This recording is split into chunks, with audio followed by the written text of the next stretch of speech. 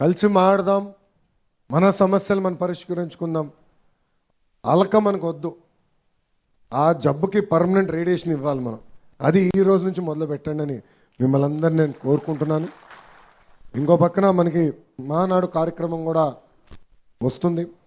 పవిత్రమైన కార్యక్రమం దానికి. దాని తర్వాత కడపలోనే బహిరంగ సభ కూడా ఏర్పాటు చేసుకుంటున్నాం.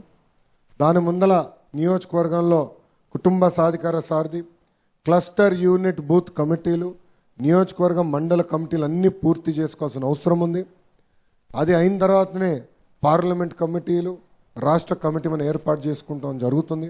మహానాడు లోపల పూర్తి చేయాలనేది గౌరవ జాతీయ అధ్యక్షుల వారు, రాష్ట్ర అధ్యక్షుల వారు పల్లా శ్రీనివాస్ గారు మనందరికీ ఆదేశాలు జారీ చేస్తాం జరిగింది. మనందరం సైదుగా పనిచేసి ఇది పూర్తి చేయాలని ఇక్కడ ఉన్న కార్యకర్తలందరినీ, నాయకులు నేను కోరుతాం జరుగుతుంది.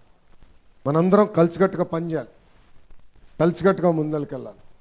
ఇంకో పక్కన మనకి మిత్రపక్షాలు, జనసేన పార్టీ అయి ఉండొచ్చు, భారతీయ జనతా పార్టీ కూడా అయి ఉండొచ్చు. ఆనాడే చెప్పాం, రాష్ట్రం కోసం కేంద్రంలో మనం భాగస్వామ్యం అవుతున్నాం, రాష్ట్రం కోసం ఎన్డీఏలో మనం చేరుతున్నాం, రాష్ట్ర ప్రయోజనాల కోసమే మనం కూటమిలోకి వెళ్తున్నామని గౌరవ ముఖ్యమంత్రి గారు కూడా చెప్తాం జరిగింది. దాంట్లో భాగంగా మీరు చూస్తే ఆంధ్ర రాష్ట్ర ప్రజలు కోరిన అన్ని కోరికలు ఈరోజు కేంద్ర ప్రభుత్వం, ప్రత్యేకంగా మన గౌరవ ప్రధానమంత్రి గారు నమో గారు కోరికలన్నీ తీర్చడం జరుగుతుంది. మీరు ఒక పక్కన చూస్తున్నారు, భారతదేశం వ్యాప్తంగా ఉక్కు ఫ్యాక్టరీలన్నీ ప్రైవేటీకరణ జరుగుతున్నాయి. కానీ ఆంధ్రులు అడిగినందుకు విశాఖ ఉక్కు ఫ్యాక్టరీ ప్రైవేటీకరణ జరగకుండా చేస్తున్నారు. అమరావతి మీద చాలా మందికి అపోహలు ఉంటే మొన్న ప్రధానమంత్రి గారు వచ్చి అపోహలన్నీ తొలగించేశారు. మనం కడుతున్నాం, మనమే అమరావతి కడుతున్నాం అని తెలుగు భాషలో నమో గారు చెప్తాం జరిగింది. ఇంకో పక్కన పవన్ అన్న కూడా పంచాయతీరాజ్ గ్రామీణాభివృద్ధి శాఖ మంత్రిగా ఒక విప్లవం తీసుకురావాలి, కార్యక్రమాలు చేయాలి. ప్రతి గడపకి ఏదైతే హామీ ఇచ్చామో, కుళాయి ద్వారా నీరు అందిస్తామని చెప్పామో ఆ హామీ నిలబెట్టుకోవాలని అన్న ఒక పక్కన పనిచేస్తున్నారు. ఇంకా అభివృద్ధి కార్యక్రమాల్లో మనందరికన్నా స్పీడ్గా 75 సంవత్సరాలైనా 24 సంవత్సరాల కుర్రోడుల ఎవరది చంద్రబాబు నాయుడు గారు. నాకే అర్థం అవదు. మన లెక్క తీస్తే 2 వారాల్లో 14 ప్రోగ్రాములు చేశాడండి ఆయన. అవుట్డోర్ బయటికి వెళ్ళి, అంటే 14 రోజుల్లో 14 ప్రోగ్రాములు చేశాడు ఆయన.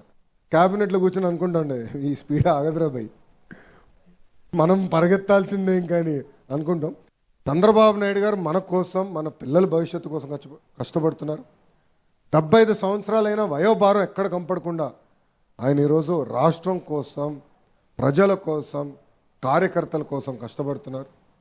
అందుకే ఆయనకు అండగా నిలబడాలి, కలిసికట్టుగా ముందరికి వెళ్ళాలని మిమ్మల్ని అందరినీ నేను కోరుకుంటూ, నాకు ఇంత అద్భుతమైన అవకాశం ఇచ్చిన కార్యకర్తలందరికీ పేరు పేరున హృదయపూర్వక ధన్యవాదాలు తెలుపుకుంటూ, నాకు ఆనాడు బాగా గుర్తుంది, సత్యవేడి నియోజకవర్గంలో పాదయాత్ర చేసినప్పుడు కూడా పోలీసులు ఎలా ఇబ్బంది పెట్టారో మనందరూ గుర్తుంది. గుర్చి స్టూల్ బిక్కుని వెళ్ళిపోయారు. స్వామి ఇక్కడనే మా భాష ఉండాలి, ఎక్కడున్నావా భాష, ఒక చేయి పైకెత్తు. భాషని ఏకంగా ఆనాడు నా సౌండ్ బాక్స్ పట్టుకున్నాడు, స్పీకర్ పట్టుకున్నాడు, నేను మైక్ పట్టుకుని మాట్లాడుతుంటే ఏకంగా భాషని కొట్టారు. ఈరోజు అదే పోలీస్ సోదరులు మనకు సెల్యూట్ కొడుతున్నారు. అదే ప్రజాస్వామ్యం గొప్పతనం. సెల్యూట్ కడుతున్నారని మాయలో పడకూడదండి, అది గుర్తుపెట్టుకోవాలి.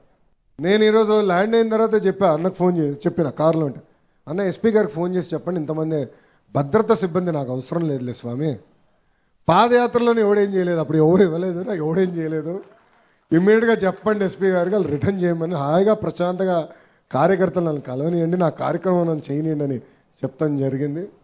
అది మనం మర్చిపోకూడదు. అధికారంలో ఉంటూ ప్రతిపక్షంలో ఉన్నట్టు వ్యవహరించాలి, ప్రజలకి దగ్గర అవ్వాలి, ప్రజల సమస్యలు తెలుసుకోవాలి, ప్రజల సమస్యలు పరిష్కరించే వరకు మనం పోరాడాలి. తేలిగ్గా అన్నీ రావండి. ఈరోజు విద్యాశాఖ మంత్రిగా అనేక కార్యక్రమాలు చేస్తున్నా, సంస్కరణలు తీసుకొస్తున్నా, సంఘాలతో చర్చిస్తున్నా, అన్నీ అయిన తర్వాత మనం చేయగలుగుతున్నాం. సో మనందరం అనుకున్న దానికి మాట్లాడాలి, చర్చించాలి, అప్పుడే సాధించగలుగుతామని మీ అందరూ తెలుపుకుంటూ, నాకు ఇంత అద్భుతమైన అవకాశం ఇచ్చిన తెలుగుదేశం పార్టీ కార్యకర్తలందరికీ పేరు పేరున నా హృదయపూర్వక ధన్యవాదాలు తెలుపుకుంటూ థ్యాంక్ యూ.